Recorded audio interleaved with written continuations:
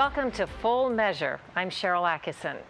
We begin with the story of a whistleblower imprisoned by one federal agency but rewarded by another beyond his wildest dreams. Brad Birkenfeld's incredible tale begins in 2007 when he turned evidence against one of the biggest and most secretive banks in the world. Still, he insists the real scandal isn't what happened to him, it's what happened to U.S. taxpayers. My government, the Department of Justice, put me in jail, and my government, the Internal Revenue Service, paid me the largest award in U.S. history. As a manager at Switzerland's largest bank, UBS, Bradley Birkenfeld found himself part of a massive, long-standing scheme to help wealthy Americans evade taxes. There were 19,000 offshore illegal accounts with $20 billion in assets. Of Americans? Only of Americans. This was the American desk, and it was based out of Lugano, Geneva, and Zurich. In 2007, he decided to blow the whistle, the first banker ever to break open the legendary Swiss bank secrecy. They didn't find me. I sought out the DOJ, the IRS, the SEC, and the U.S. Senate back in 2007. And the problem here is that when I gave them this information, they were hostile towards me at the DOJ from day one. Birkenfeld suspects hostility from DOJ, the Department of Justice, had something to do with UBS's powerful connections. The bank was a top donor to then-President George W. Bush. They had over $1 trillion in assets. So you can imagine they had offices worldwide.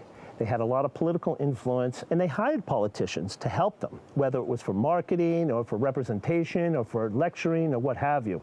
And there were also politically influential UBS clients referred to as PEPs. PEPs are politically exposed people. We had a very secretive desk in Zurich in which no one really knows who those account holders were.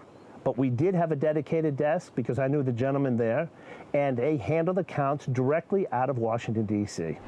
Birkenfeld says he was stunned when DOJ didn't pursue the first name he turned over of the biggest tax evader he knew about, a foreigner who lived in a multi-million-dollar New York condo and Birkenfeld claims was involved in terrorist financing. He had made illegal oil sales with Saddam Hussein. He had over $400 million in numbered accounts that were set up for decades. He had his own private phone into my boss's office that only he would call in on. Birkenfeld says a DOJ attorney told him they simply weren't interested in non-Americans. The agency declined comment for this report.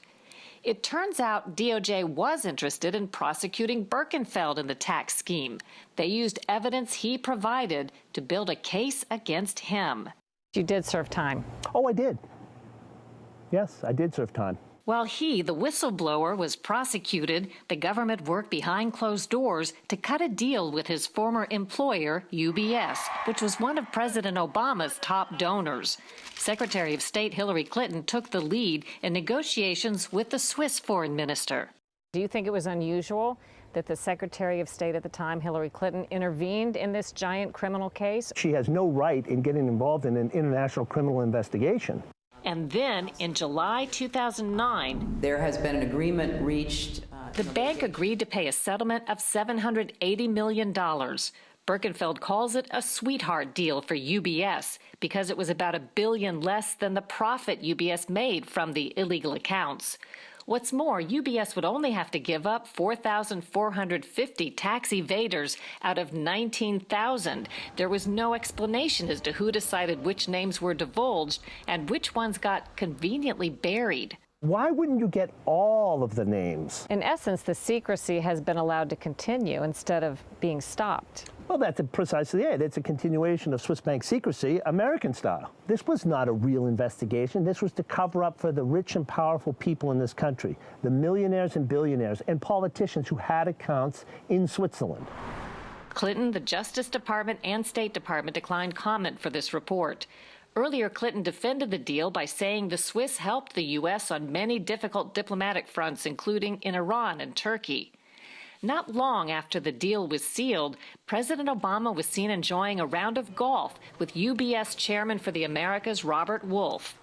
Wolf told us he didn't know about the deal beforehand, and the U.S. businesses he managed were not under investigation. He went on to become one of Obama's biggest campaign donation bundlers in 2012. And UBS donations to the Clinton Foundation skyrocketed after Hillary helped broker the deal, according to the Wall Street Journal.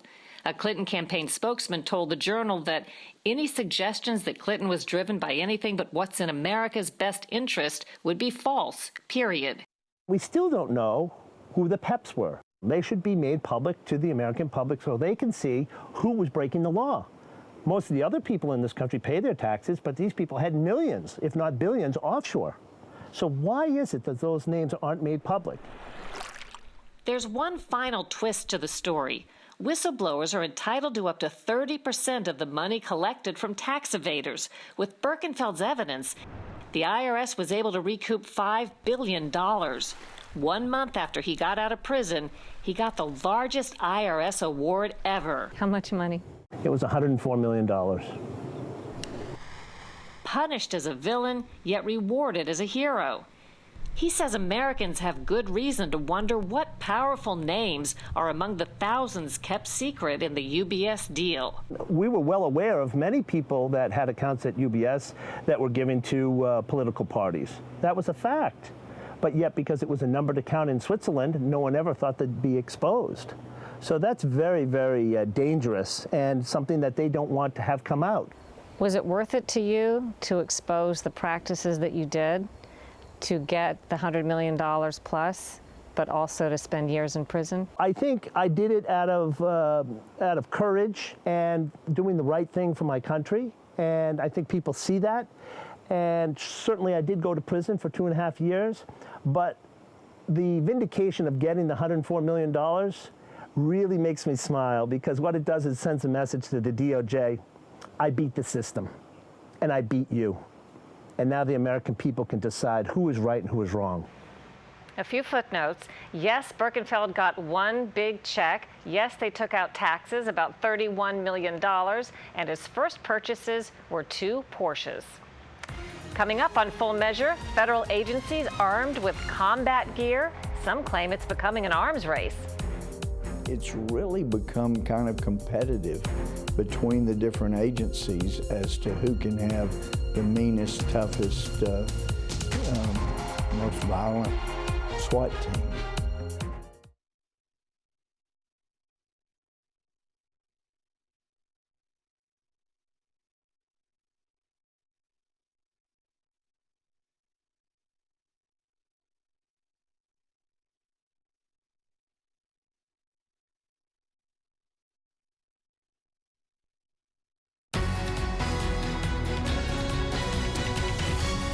We've all heard of police SWAT teams. SWAT stands for Special Weapons and Tactics. You might be surprised to know how many federal agencies whose missions don't normally include police work are arming up at taxpayer expense. Even the Environmental Protection Agency has armed agents. We have broad-based criminal investigative authority, arrest authority, carry firearms. We are full-fledged federal law enforcement officers. In August of 2013, some of those armed EPA agents in bulletproof vests conducted a raid near the town of Chicken, Alaska. Population about 17. Today, at least 40 federal agencies have their own armed units. That includes the Agriculture Department, the Office of Personnel Management, the Consumer Product Safety Commission, and the Railroad Retirement Board. They've acquired the power to make arrests, the power to carry firearms, and to conduct raids. Tim Lynch heads the Project on Criminal Justice at the libertarian think tank, the Cato Institute. It's been proliferating over the years, and we really don't even have a full accounting of how many of these agencies and units are out there. And they're now acquiring militarized weaponry and equipment. When the feds believed a guitar maker in Tennessee violated environmental rules by using endangered wood, they sent armed agents to raid the company twice. We're a business, we're making guitars. Armed people in SWAT attire is just inappropriate. Armed agents from the Bureau of Land Management confronted a Nevada rancher and tasered protesters over a land management dispute last year. I'm 57 years old and they threw me to the dirt. But some argued in that same case, the feds were threatened by civilian militia, showing why they needed an armed approach. Congressman Louis Gohmert heads a committee that oversees several federal agencies. He criticizes what he calls aggressive and excessive behavior of some federal agents. It's really become kind of competitive between the different agencies as to who can have the meanest, toughest, most violent SWAT team. Adam Agievsky of the watchdog Open the Books says it's unclear why the EPA's environmental mission would require a 200-person armed unit costing $216,000 tax dollars per agent per year. $1.7 million was spent by the EPA on guns and ammunition up to 30 millimeters. $400,000 was spent on guns and ammunition between 30 millimeters and 300 millimeters. $300,000 we noticed in the EPA checkbook was spent on infrared security systems, and $114,000 was spent on countermeasures. So what was the purpose of that EPA armed raid in Chicken, Alaska? To investigate violations of the Clean Water Act. Then Governor Sean Parnell and Alaska Senator Lisa Murkowski called it outrageous and overreaching. The EPA told us environmental law enforcement, like other forms of law enforcement, always involves the potential for physical, even armed confrontation, and pointed to an Alaska Special Counsel report that found the investigations were done professionally and courteously. While you saw shotguns in the hands of some federal agents, EPA told us they do not carry weapons typically used by SWAT teams, nor do they use military-grade equipment. Our report last week about for-profit colleges preying on military troops was spot on to our mission of holding powers accountable, whoever they may be. A number of members of Congress took to the Senate floor this week to speak to the problem. Senator Dick Durbin led the charge as lawmakers called for more federal scrutiny of for-profit colleges. We can't continue to look the other way. What is happening with some for-profit colleges is truly a national scandal. This makes me sick. I asked this transcript from Cheryl Atkinson's television program, Full Measure, which played last Sunday, be made part of the record. This topic also gained attention on Facebook. Thousands viewed our report online, shared it, and turned to the comments section to weigh in. Chris wrote, "Now this should be something all sides can get behind and get rid of." Gary gave this suggestion: the Department of Defense could squash this by providing exit counseling for vets. This doesn't have to happen. And Mo offered this: why pick on only a few of these colleges? All colleges should take more responsibility. Thank you for your feedback. Coming up, the Obamacare co-op collapse. More than half have failed. Now, as many Americans are forced to refigure their health care options, calls for accountability. And the candidates take to the field literally. A look at the perils of mixing politics and firearms.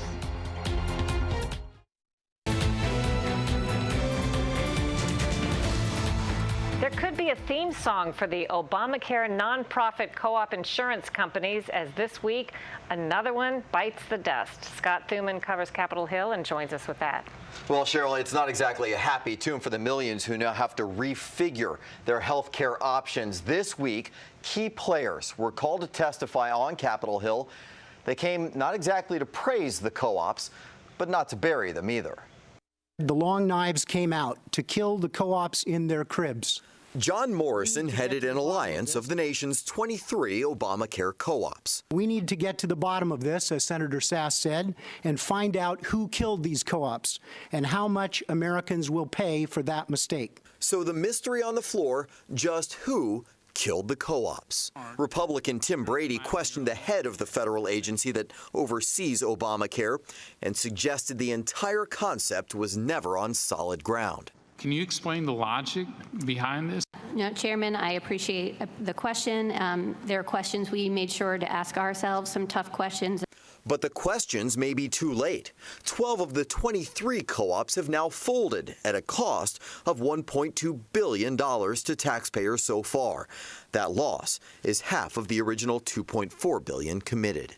Democrats blame Republicans for not providing more. Dr. Cohen, in my opening statement, I suggested that the Republican Congress in 2013 slashed the funding for loans and grants by nearly 2/3. Is that correct?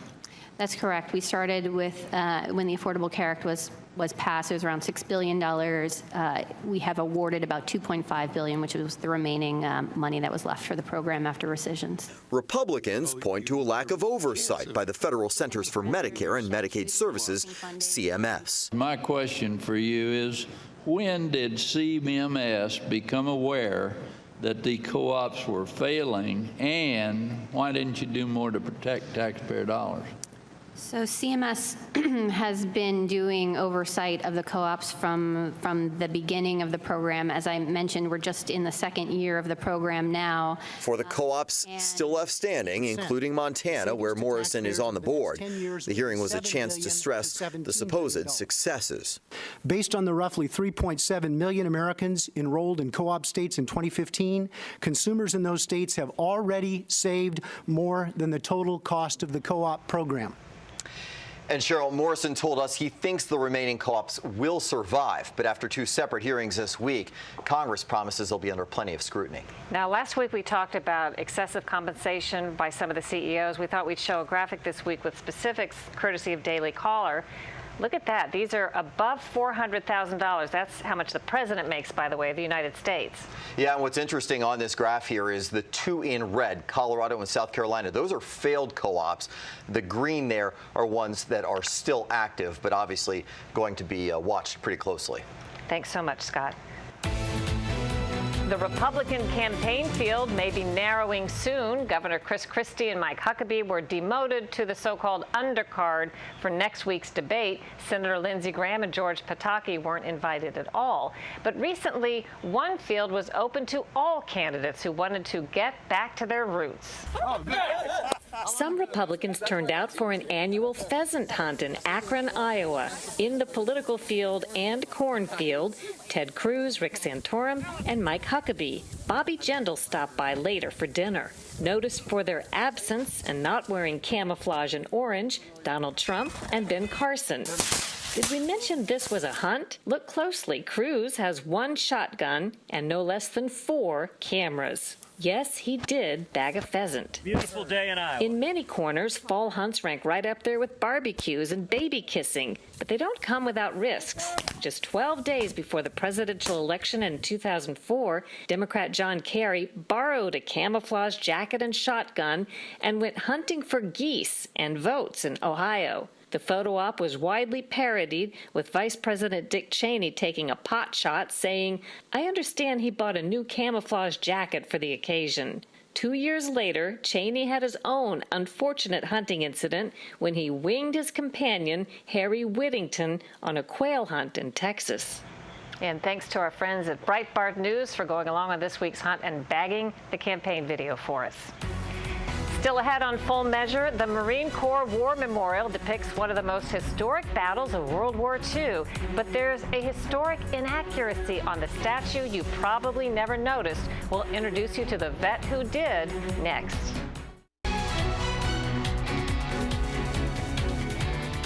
This Wednesday, November 11th, is Veterans Day, marking the 11th hour of the 11th day of the 11th month when major hostilities ended in World War I in 1918.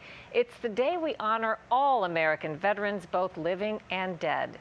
Today, we take an unusual look at one of the best-known images of World War II, U.S. Marines planting an American flag on the island of Iwo Jima after capturing it from the Japanese.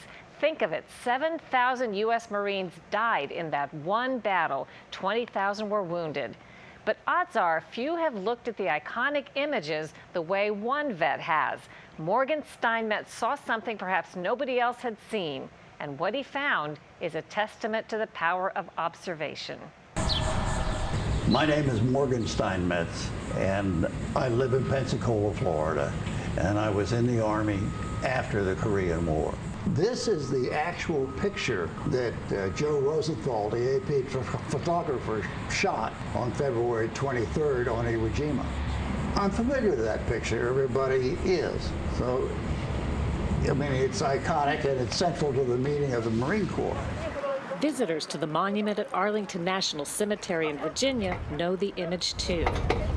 When we were growing up, the network TV stations would go off at midnight, and this was the last thing that you saw. We bid you good evening. was the actual movie clip of the flag at Iwo Jima going up. And so it was very touching to be here to see that and to see this being, that event being memorialized in the way that it has been here. How he was able to get it almost identical to this photo really says a lot. I actually believe it is very historically accurate.